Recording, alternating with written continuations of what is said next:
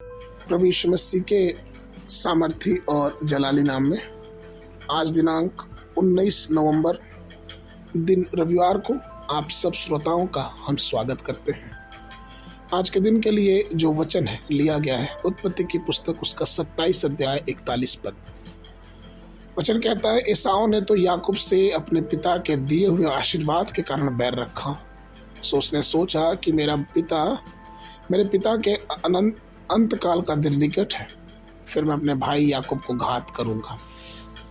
प्रियो, एसाव के आध्यात्मिक युद्ध में असफल होने का एक कारण उसकी कड़वाहट या फिर यूं कहें कि उसका प्रतिशोध था।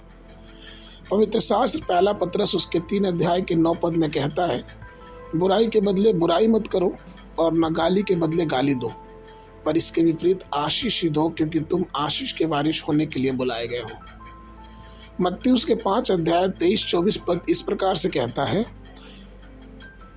इसलिए यदि तुम अपनी भेंट वेदी पर लाए और वहां तुझको स्मरण करे कि मेरे भाई के मन में मेरी ओर से कुछ विरोध है, तो अपनी भेंट वही वेदी के सामने छोड़ दे और जाकर पहले अपने भाई से मेल मिलाप कर, तब आकर अपनी भेंटें चढ़ा। इसी प्रकार से इब्रानियों की पुस्तक उसके 12 अध्याय के 15-16 पद इस प्रकार से कहते हैं कि और ध्यान से देखते रहो, ऐसा ना हो कि कोई परमेश्वर के अनुग्रह से वंचित रह जाए या कोई कड़वी जड़ फूट कर कष्ट दे और उसके द्वारा बहुत से लोग अशुद्ध हो जाएं। ऐसा ना हो कि कोई जन व्यभिचारी कष्ट एसाव के नया धर्मी हो, जिसने एक बार के भोजन के बदले अपने पहलौठे होने के पद को बेच डाला। प्रियो, हालांकि एसाव ने परमेश्वर को अस्वीकार कर दिया, फिर भी प्रभु ने एसाव और उसकी पीढ़ियों के प्रति अपनी दया दिखाना जारी रखा। व्यवस्था विवरण 23 के 7 में वचन कहता है कि यहोवा ने इस्राएलियों से कहा कि तुम किसी एदोमी से घृणा ना करना, क्योंकि वह तुम्हारा भाई है।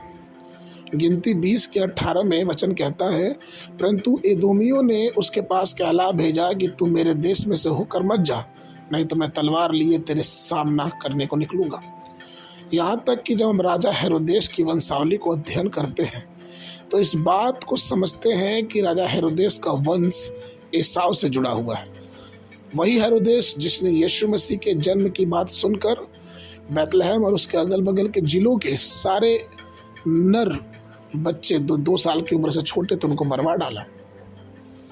हेरोदेस ने यीशु के शिष्य याकूब को भी मरवा डाला और वो अपने मृत्यु तक कलीसिया का सताने वाला बना रहा। प्रेरित उसके 12 1 और 2 अध्याय में। प्रियो, एसाव की पूरी पीढ़ी भयानक श्राप के अधीन रही है। वो इसलिए हुआ क्योंकि उसने कभी पश्चाताप नहीं किया और कभी प्रभु के पास लौट के नहीं आए। इसका कारण यह है कि एसाव की पीढ़ी पृथ्वी पर से संपूर्ण रूप से नष्ट हो गई और आज भी पृथ्वी पर एसाव का कोई वंशज देखने को नहीं मिलता। इसलिए जरूरी है कि हमें और आपको अपने जीवन को टटोलना है और हर एक प्रकार के द्वेषपूर्ण विचार को अपने जीवन से बाहर निकालना है, जिससे हम परमेश्वर के राज्य में भागी हो सके। आज के मनन के लिए मत्ती रचित सुसमाचार उसका 11 अध्याय 28 पद।